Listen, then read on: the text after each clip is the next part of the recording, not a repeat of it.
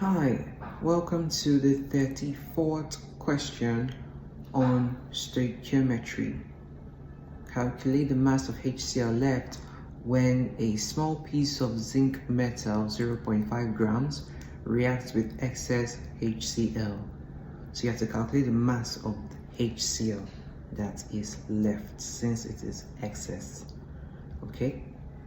We don't even know the amount of HCl we're starting with, but you just told us that it's excess, and then we should calculate the amount that will be left at the end of the day. Very funny. Anyway, the equation of reaction is Zn plus HCl to give ZnCl2 plus H2. That is the equation of reaction.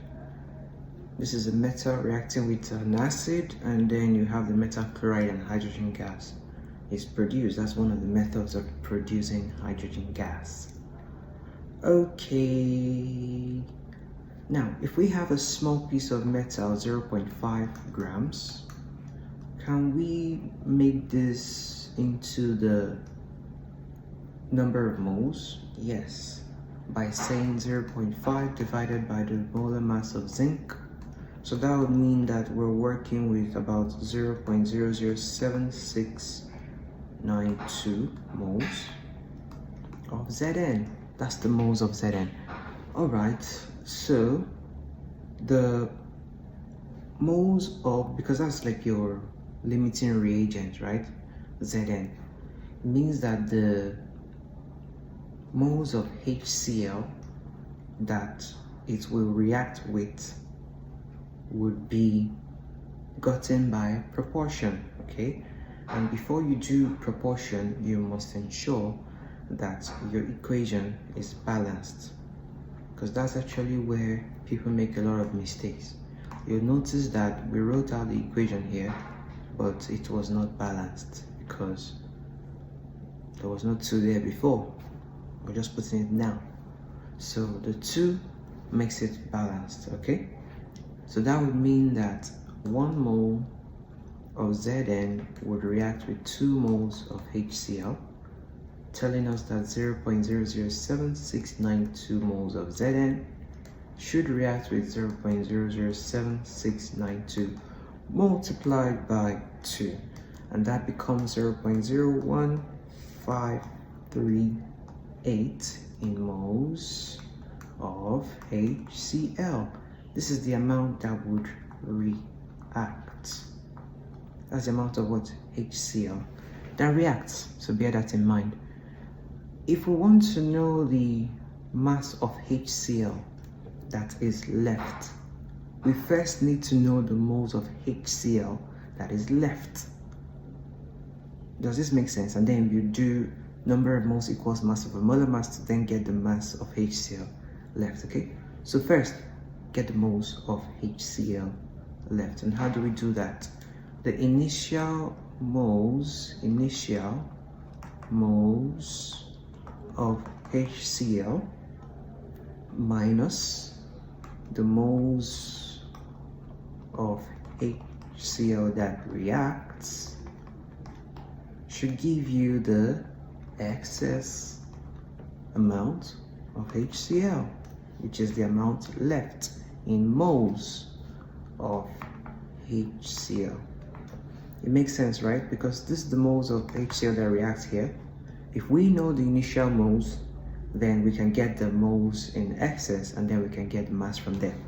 So let the initial moles of HCl, let it be equal to I, for instance.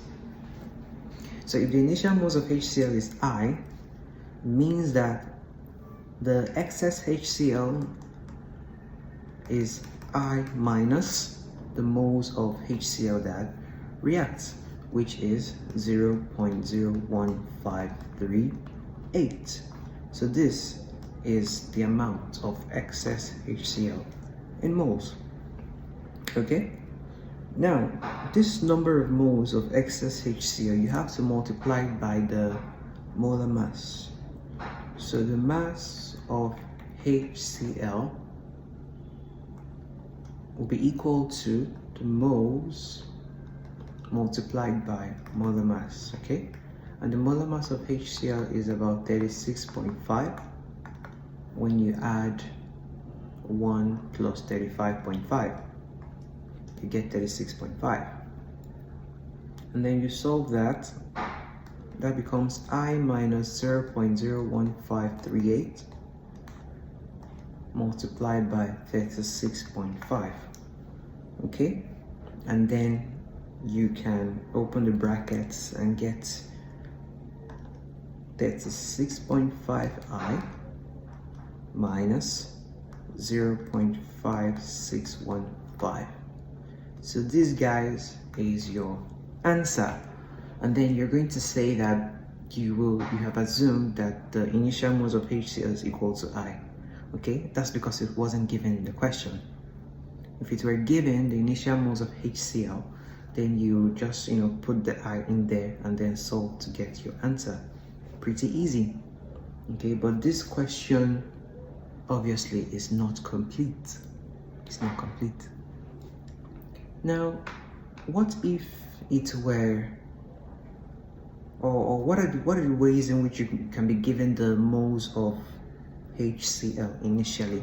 They could tell you straight ahead that it's reacted, that this amount of zinc metal reacted with maybe 0.42 moles of HCl. They could be that direct.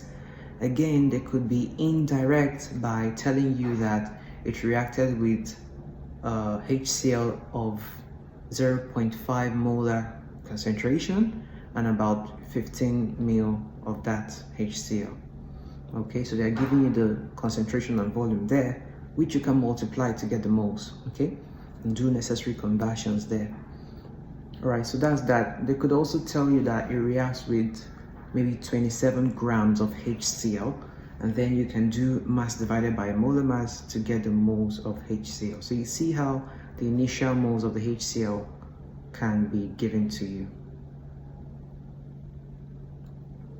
Are you with me? Great. And then you plug that in here and then you have your answer. Okay, so I will see you on question number 35. If you have any question on this, please drop it in the comments. If you have any observations about this question, please drop it in the comments as well. Let's hear from you. And I'll see you on 35, okay? Bye-bye.